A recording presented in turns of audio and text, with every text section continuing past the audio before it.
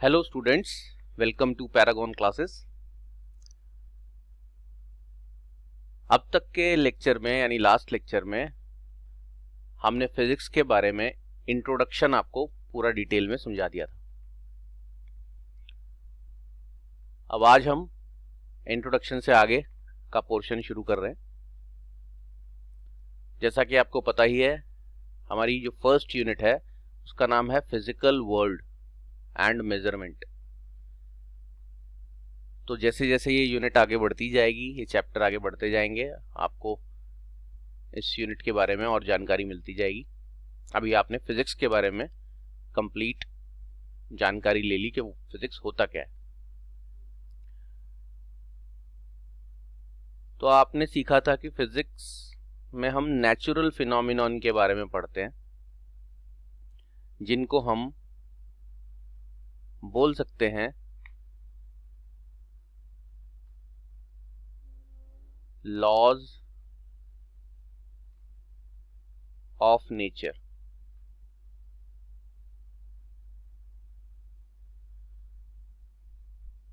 जैसे ग्रेविटी का लॉ है, ये नेचर में है, किसी इंसान ने नहीं बनाया, तो इसे लॉ ऑफ नेचर। इसलिए हर नेचर का लॉ ही बन जाएगा या कहलाएगा फिजिक्स का लॉ।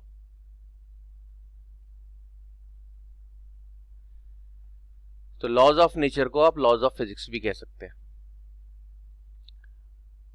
अब इसी से हमारा अगला एक्सप्लेनेशन शुरू होता है। तो मैं एग्जाम्पल के लिए बच्चों को यूनिवर्सल लॉ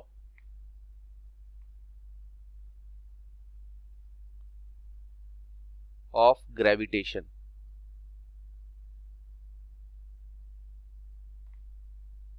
जिसे हम न्यूटन्स लॉ भी कहते हैं,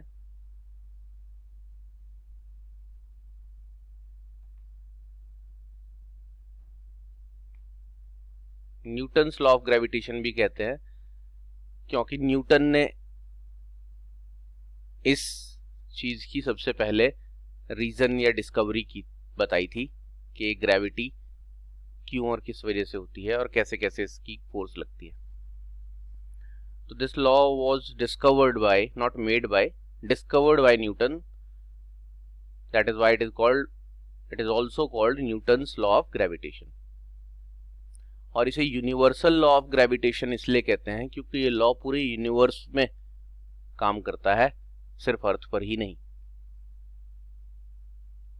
और इस लॉ को आप 9th क्लास में वैसे थोड़ा बहुत पढ़ चुके हो और 11th में और ज्यादा डिटेल में पढ़ोगे, लेकिन जितना पढ़ चुके हो मैं उतने पोर्शन को ही यूज करके आपको यहां पर एक्सप्लेनेशन दूंगा। ये लॉ कहता है कि अगर आपके पास दो बॉडीज है, एक का मास m1 और दूसरे का मास m2,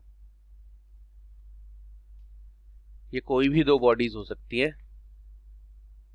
और उन दोनों बॉडीज के बीच में जो डिस्टेंस है वो है r।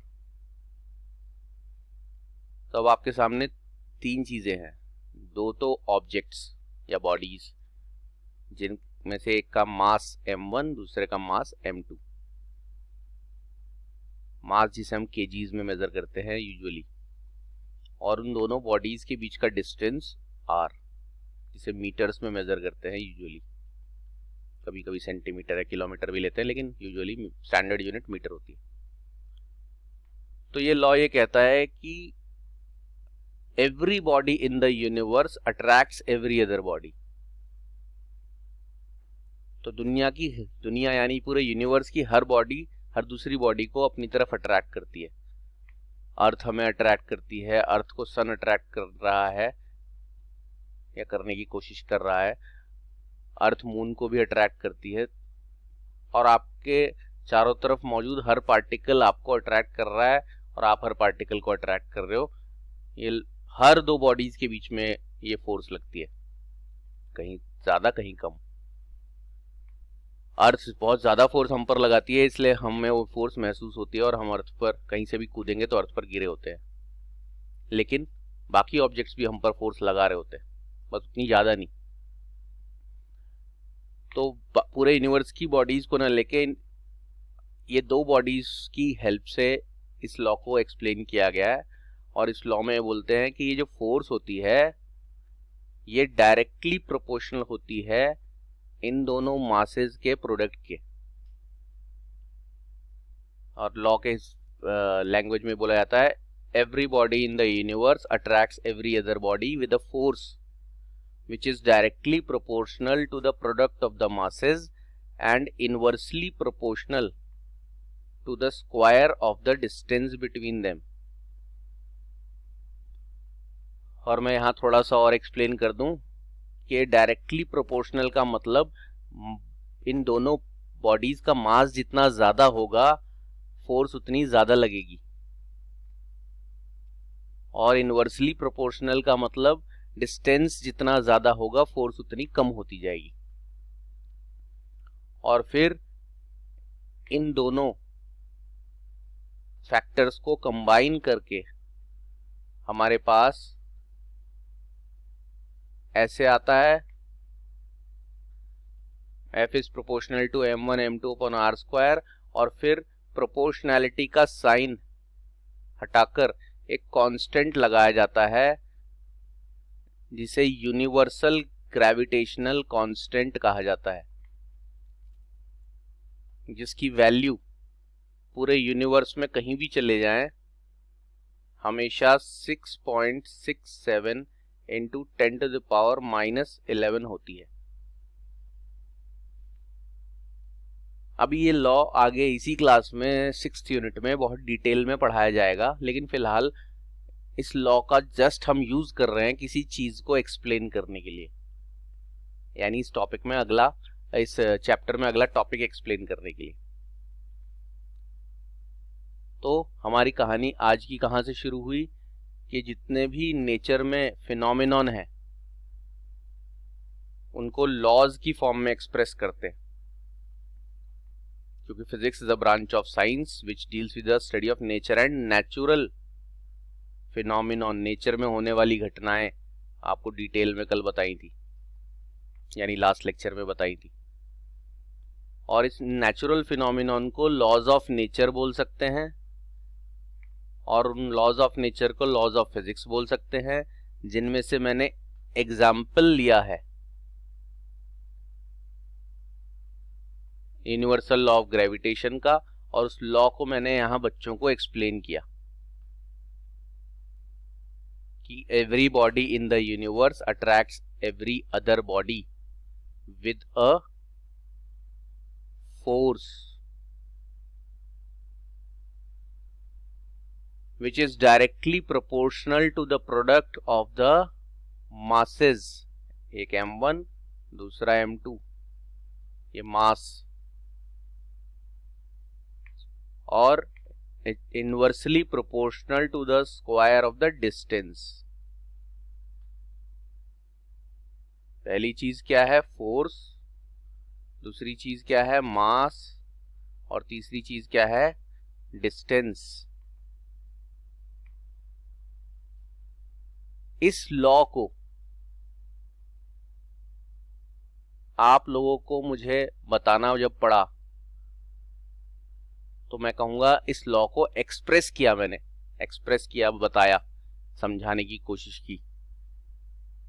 तो जब भी इस लॉ को कोई भी किसी को बताएगा, जैसे मैं आप लोगों को बता रहा हूं, आपसे कोई पूछेगा, अब आप आगे बताओगे कि भाई यूनिवर्सल लॉ ऑफ ग्रेविटेशन क्या होता है, किसी ने पूछा, आप बोलोगे it states that every body in the universe attracts every other body. Universe में पाई जाने वाली हर बॉडी हर दूसरी बॉडी को अट्रैक्ट करती है, हर कोई एक दूसरे को अट्रैक्ट करता है विद अ फोर्स। ऐसा बोलोगे, with a force which is directly proportional to the product of the masses and inversely proportional to the square of the distance between them. तो आपने इस लॉ को एक्सप्रेस करने के लिए या बताने के लिए जिन 3 चीजों का यूज किया, जिनके नाम आपने पहले सुने हैं, जैसे कि फोर्स का नाम आपने सुना है, मास का नाम आपने सुना है, डिस्टेंस का नाम आपने सुना है। इन तीनों को कहा जाता है क्या?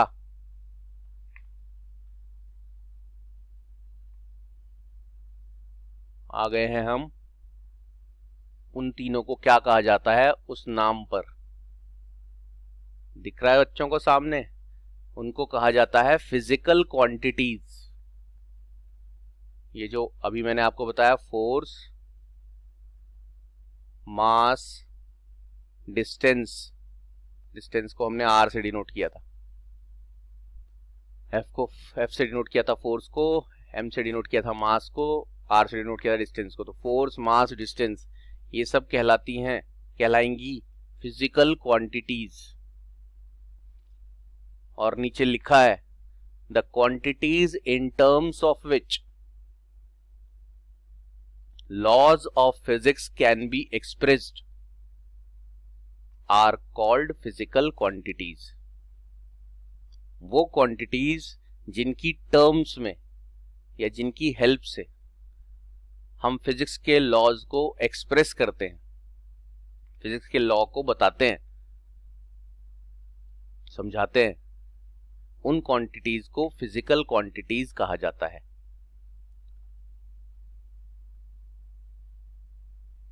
एक एग्जाम्पल मैं बच्चों को और बता देता हूं।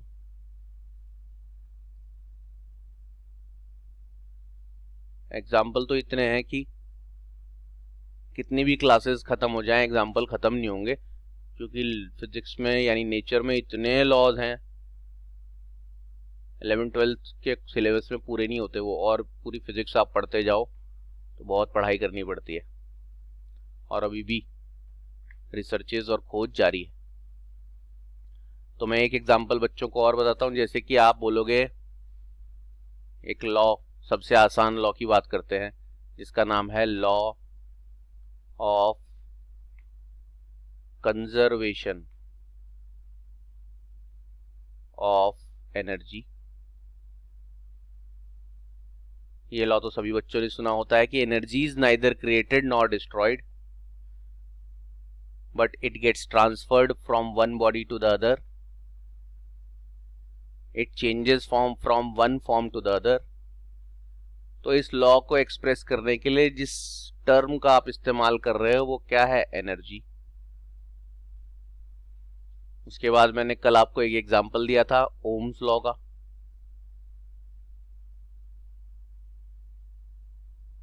ये लॉ इलेक्ट्रिसिटी में पढ़ाया जाता है बच्चों को 10th क्लास में। तो ओम्स लॉ में वो बोलता है the potential difference across a conductor across the ends of a conductor is directly proportional to the current flowing in the conductor। तो इस लॉ को एक्सप्रेस करने के लिए आपको दो फिजिकल क्वांटिटीज का या दो टर्म्स का यूज करना पड़ा। एक क्या? पोटेंशियल डिफरेंस, और दूसरा क्वांटिटी क्या है? करंट।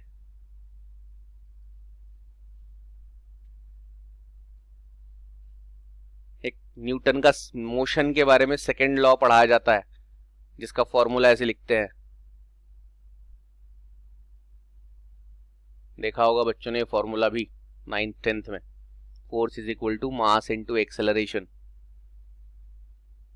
इसमें ये बताते हैं, वैसे तो लॉ का जो स्टेटमेंट है वो थोड़ा सा इससे चेंज है, लेकिन फिर भी आसान भाषा में लॉ ये कह सकते हैं कि किसी बॉडी पर फोर्स लगाने से उसमें एक्सेलरेशन आता है।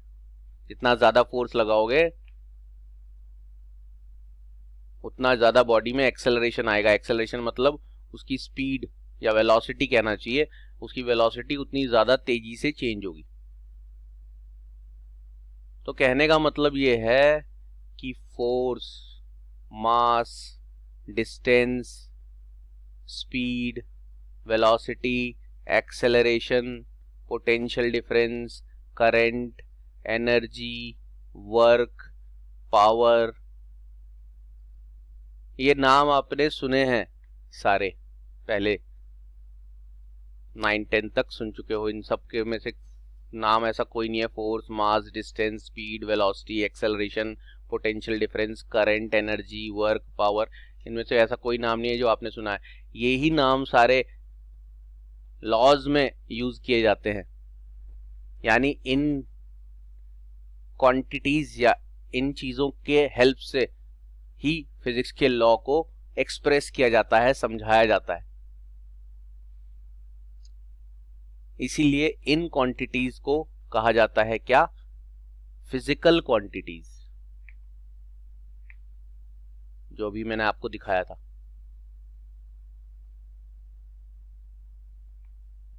ये रहा जी। तो हमारी डेफिनेशन फिर से आपको एक बार दिखाता हूं, जो कि अब अच्छी तरह समझ आ गई होगी। The quantities in terms of which, या ऐसा भी कह सकते हैं the quantities with the help of which laws of physics can be expressed, physics के लॉ को एक्सप्रेस किया जाता है, बताया जाता है, आर कॉल्ड फिजिकल क्वांटिटीज।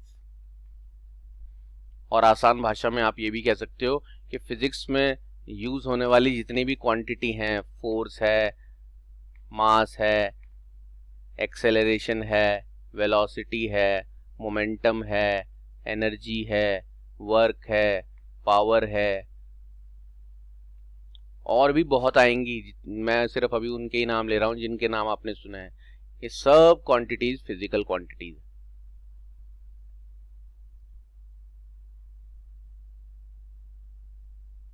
तो अब आपको लॉज ऑफ फिजिक्स के बाद जो अगली बात पता चल गई, जो इस चैप्टर में पढ़नी है, कि लॉज ऑफ फिजिक्स जिन क्वांटिटीज की हेल्प से बताए जाते हैं उन्हें फिजिकल क्वांटिटीज कहा जाता है।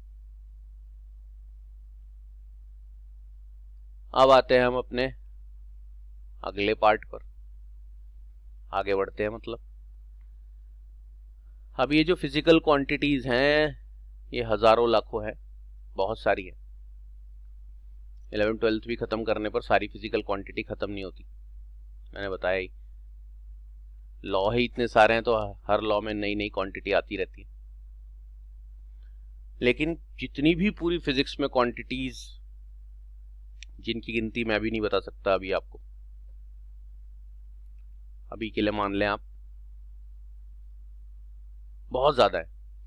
लेकिन वो जितनी भी हैं वो सारी फिजिकल क्वांटिटीज को हम दो कैटेगरीज में डिवाइड कर सकते हैं, या आप ऐसा भी कह सकते हो कि फिजिकल क्वांटिटीज दो प्रकार की होती हैं।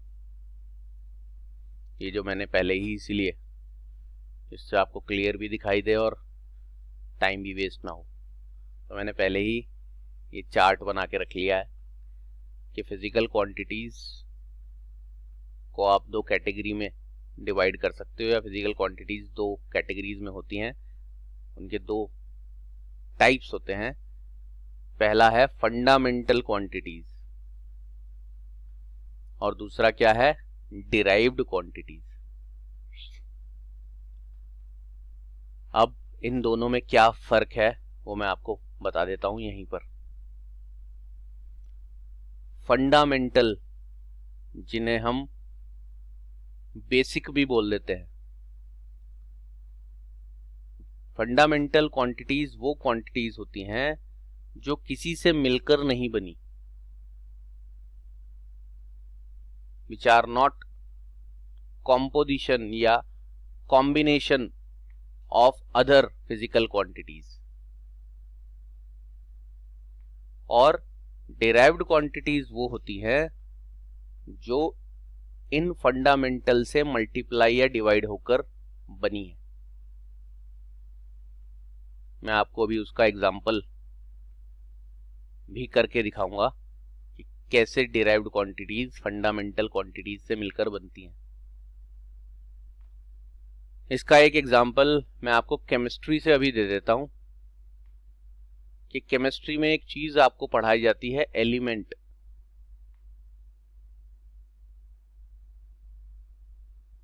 बच्चों ने पीरियोडिक टेबल का नाम जरूर सुना होगा। जब आप पीरियोडिक टेबल देखोगे तो उसमें जो बॉक्सेस बने होते हैं उनमें कुछ सिंबल्स बने होते हैं। जैसे कहीं सिंबल H लिखा होता है, कहीं सिंबल O लिखा होता है, H for hydrogen, O for oxygen, कहीं सिंबल Fe लिखा होता है, कहीं सिंबल Cu लिखा होता है, Fe for iron, Cu for copper है, और बहुत सारे 100 कुछ एलिमेंट्स हैं।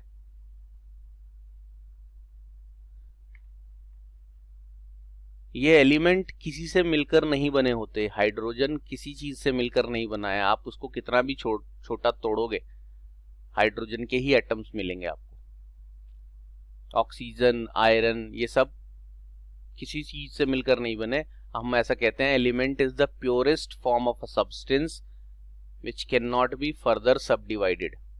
इसमें से और कुछ डिवाइड नहीं किया जाता है, ये प्योरेस्ट फॉर्म है, इसमें से और कुछ नहीं निकाला जा सकता।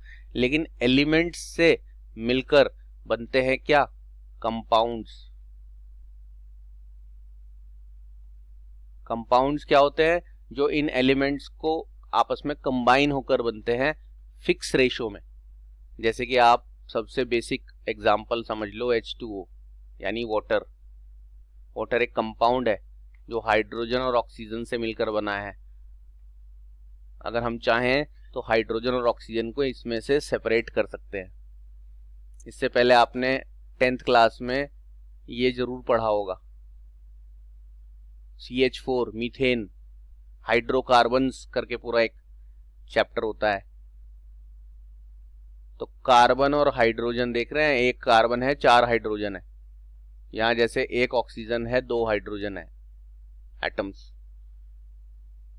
तो ऐसे ये कंपाउंड्स जो हैं वो सारे कंपाउंड्स इन्हीं, मतलब मैंने 3-4 एग्जांपल लिखे हैं, 100 कुछ होते हैं एलिमेंट्स, लेकिन दुनिया में पाए जाने वाले सारे कंपाउंड्स इन्हीं 100 कुछ एलिमेंट्स से आपस में मिलजुल कर बने हैं। तो एलिमेंट्स को आप फंडामेंटल बोल सकते हो और कंपाउंड्स को आप डिराइव्ड बोल सकते हो। डिराइव्ड वो जो फंडामेंटल से मिलकर बनते हैं। ये आपका केमिस्ट्री का एग्जाम्पल दिया मैंने क्योंकि ये बेस्ट एग्जाम्पल होता है किसी और फील्ड से। अब मैं आपको फिजिक्स का एग्जाम्पल देता हूं।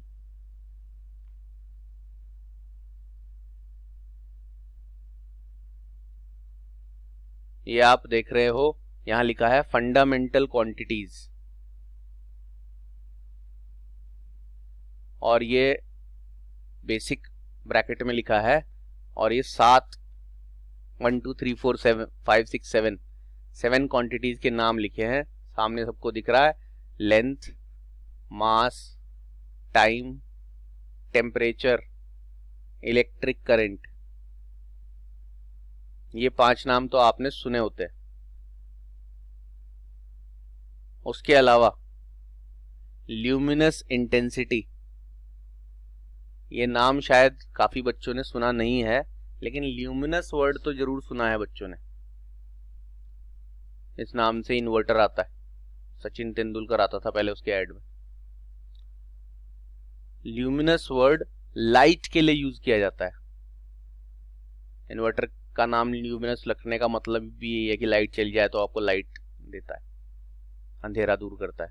तो ल्यूमिनस वर्ड यूज किया जाता है लाइट के लिए, और इंटेंसिटी वर्ड यूज किया जाता है किसी चीज की स्ट्रेंथ के लिए।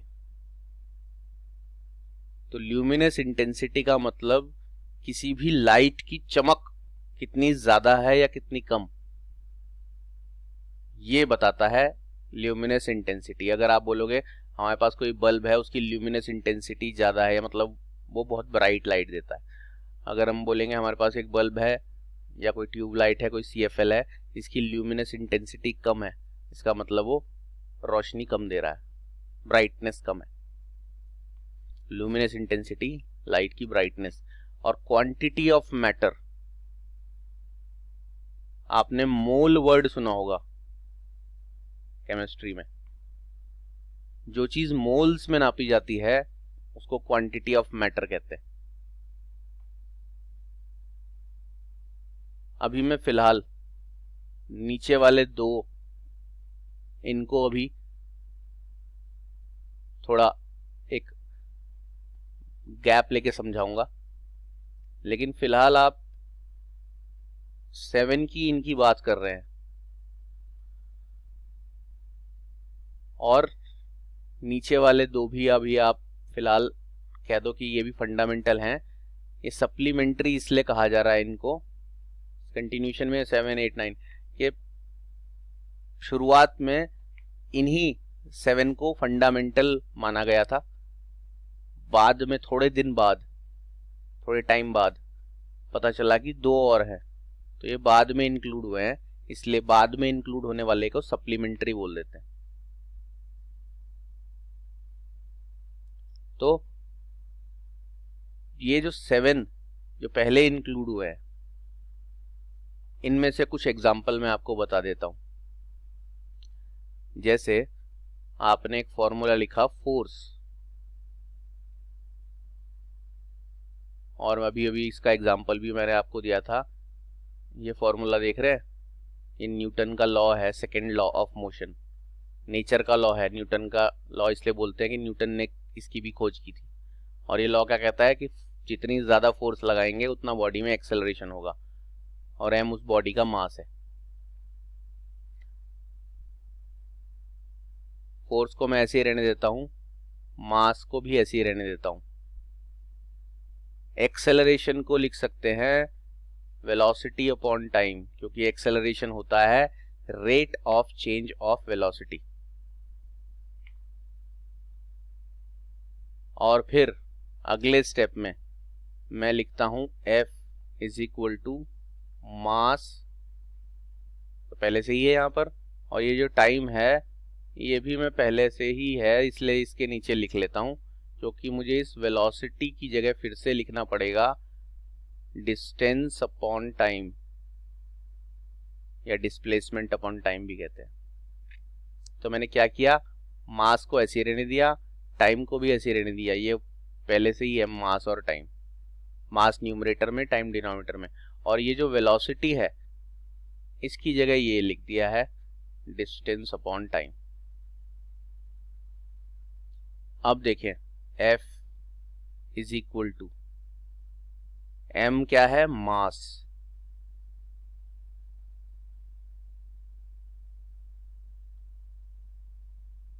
उसके साथ मल्टीप्लाई में डिस्टेंस है। डिस्टेंस का मतलब होता है लेंथ।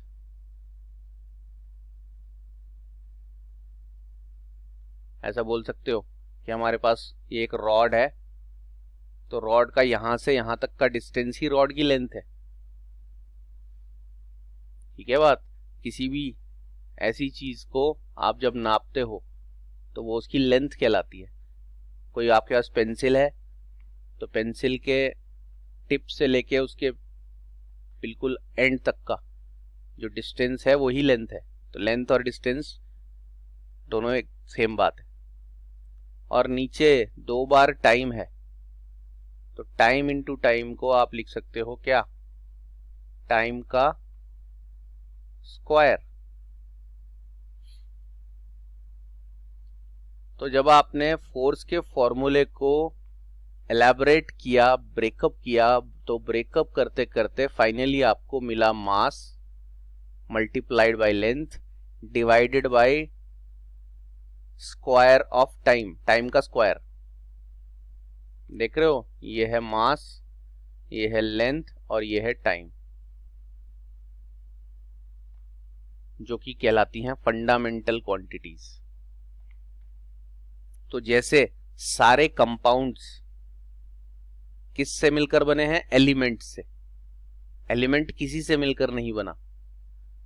ठीक उसी तरह length, mass, time, temperature, current, luminous intensity, quantity of matter, इन दोनों की आपको 11th के फिजिक्स में इतनी जरूरत कुछ पड़ेगी नहीं, इसलिए इसके बारे में अभी फिलहाल टेंशन लेने की जरूरत है भी नहीं, लेकिन नाम याद होने चाहिए।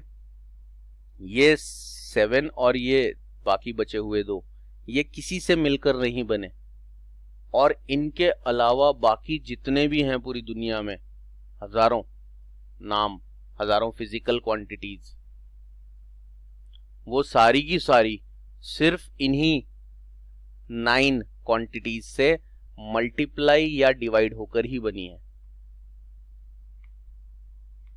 कहने का मतलब ये है कि आप ये जो सामने दिख रही हैं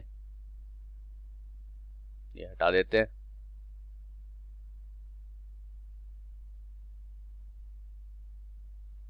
ये जो सामने आपको दिख रही हैं 9 क्वांटिटीज दिख रही है सबको, 9 क्वांटिटीज। इन 9 क्वांटिटीज को छोड़ के आप दुनिया में पूरी फिजिक्स में किसी भी और क्वांटिटी का नाम लोगे आप, फोर्स का, वर्क का, एनर्जी का, पोटेंशियल डिफरेंस का, पावर का, किसी भी और फिजिकल क्वांटिटी का नाम लोगे, वो क्वांटिटी इन्हीं से मल्टीप्लाई डिवाइड होकर बनेगी। या उस क्वांटिटी के फॉर्मूले को इस तरह ब्रेकअप करते करते करते करते जाओगे तो आपको फाइनली इनमें से ही क्वांटिटीज मिलेंगी जिनसे वो मल्टीप्लाई डिवाइड होकर बनी है। तो इसलिए फंडामेंटल क्वांटिटीज उनको कहते हैं जो फंडामेंटल यानी बेसिक हैं, जो किसी से मिलकर नहीं बनी। और डिराइव्ड क्वांटिटीज उनको कहते हैं दोनों ही फिजिकल क्वांटिटीज जिनकी हेल्प से आप फिजिक्स के लॉज को एक्सप्रेस करते हो। लेकिन फंडामेंटल कौन सी हैं? जो ये नाम ये आपको याद करने हैं। प्लेन एंगल, सॉलिड एंगल क्या होता है वो भी बता देता हूं। मास का नाम आपने सुना है, इसलिए अभी उसके बारे में ज्यादा एक्सप्लेनेशन नहीं दे रहे। मास क्या होता है? Amount of substance present in the body. Length आपको पता है, टाइम, टेम्परेचर, थर्मोमीटर से नापते हैं इसको, इलेक्ट्रिक करंट आपने ये नाम सुना है। आपको मेनली तो 11th क्लास में सिर्फ इन 3 चीजों की जरूरत पड़ने वाली है। बाकियों की फिलहाल आपको बहुत ज्यादा जरूरत कुछ पड़ेगी ही नहीं, लेकिन फिर भी सबके नाम पता होने चाहिए कि फंडामेंटल कौन है। तो मास, लेंथ, टाइम आप पहचानते हो। टेम्परेचर जो बॉडी की हॉटनेस का मेजरमेंट करता है डिग्रीज में, वो टेम्परेचर होता है। इलेक्ट्रिक करंट आपने नाम सुना है, पिछले साल पढ़ रखा है। Rate of flow of charge बोल देते हैं इसको। जब किसी कंडक्टर में चार्ज फ्लो करता है तो उसमें करंट बन जाता है। ल्यूमिनस इंटेंसिटी आपको बताया, लाइट की चमक। क्वांटिटी ऑफ मैटर ये केमिस्ट्री का है, इसलिए अभी फिलहाल इसकी जानकारी की अभी आपको जरूरत नहीं है। इनके बारे में थोड़ा सा बता दें, प्लेन एंगल और सॉलिड एंगल। बच्चों ने कॉपी में एंगल्स बनाना तो छोटी क्लास से सीख लिया होगा कि बच्चों को बोला जाता 30 डिग्री का एंगल बनाओ, तो बच्चे एक प्रोटेक्टर जिसको डी भी बोलते हैं उससे 30 डिग्री का एंगल बना देते हैं। तो जो एंगल आप बनाते आए हो आज तक, कॉपी पर और किताब में बना देखते हो, यहां पर भी देख रहे हो, जिसे आप सिर्फ एंगल बोलते थे, पूरा नाम उसका प्लेन एंगल है। प्लेन एंगल इसलिए है उसका नाम क्योंकि वो किसी प्लेन सरफेस पर बना हुआ है। किसी भी सतह को, सरफेस को मैथमेटिक्स या फिजिक्स में प्लेन कहा जाता है। और सॉलिड एंगल, सॉलिड एंगल आप समझ लो इसी का 3D वर्जन है। मैं समझा देता हूं कैसे। इसको हटा देते हैं, अभी डिटेल में आपको बाद में इसका समझाया जाएगा।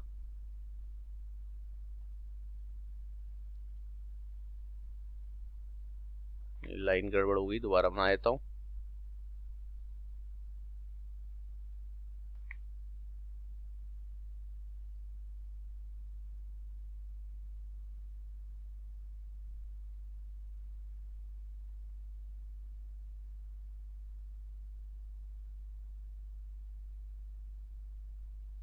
ये लो जी, हो गया वापस। अब आ जाते हैं इधर।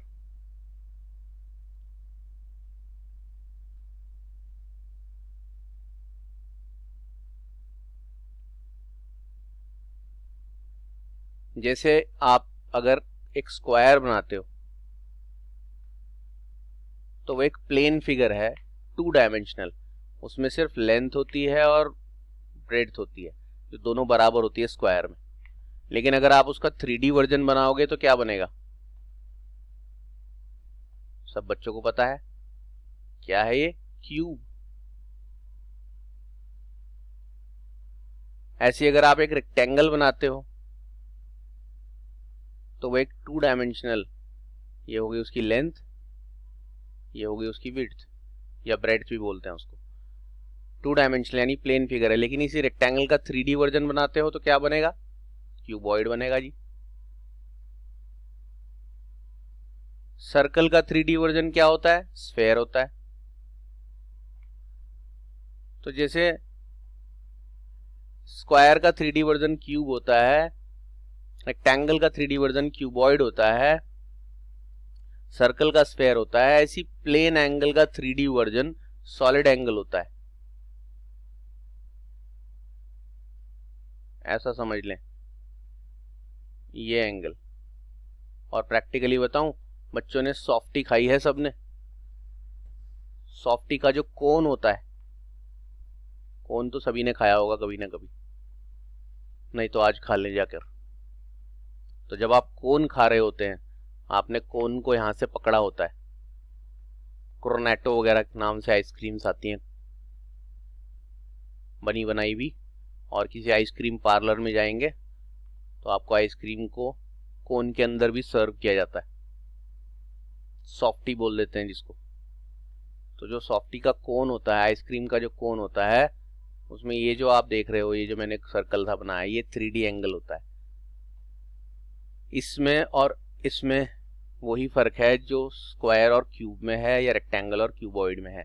ये 2 डायमेंशनल फिगर है, ये 3 डायमेंशनल फिगर है। और ये जो आपको 3 डायमेंशनल फिगर में ये ऐसा बना के ये ऐसे बना देता हूं मैं, तो 3 डायमेंशनल फिगर में ये जो एंगल होता है सॉफ्टी के कोन वाला, इसी को कहते हैं सॉलिड एंगल। तो आज की हमारी क्लास का कंक्लूजन सुन लें सारे बच्चे, जो भी ये लेक्चर देख रहे हैं, कि आज हमने सीखा है कि फिजिक्स के जो लॉ होते हैं, जो लॉ ऑफ नेचर हैं, उन लॉज को पढ़ने, समझने या समझाने के लिए जिन टर्म्स का इस्तेमाल किया जाता है, जो मैंने एग्जांपल बताया, फोर्स है, मास है, लेंथ है, वेलोसिटी है, एक्सेलरेशन है, वर्क है, पावर है, एनर्जी है, ये सारे नाम को फिजिकल क्वांटिटीज कहा जाता है। क्योंकि इन्हीं नामों को लेकर आप फिजिक्स के लॉ बता रहे होते हो, या फिजिक्स के लॉज में ये सारे नाम आते हैं। और ये फिजिकल क्वांटिटीज 2 कैटेगरीज में डिवाइड की जा सकती हैं या डिवाइड की गई हैं।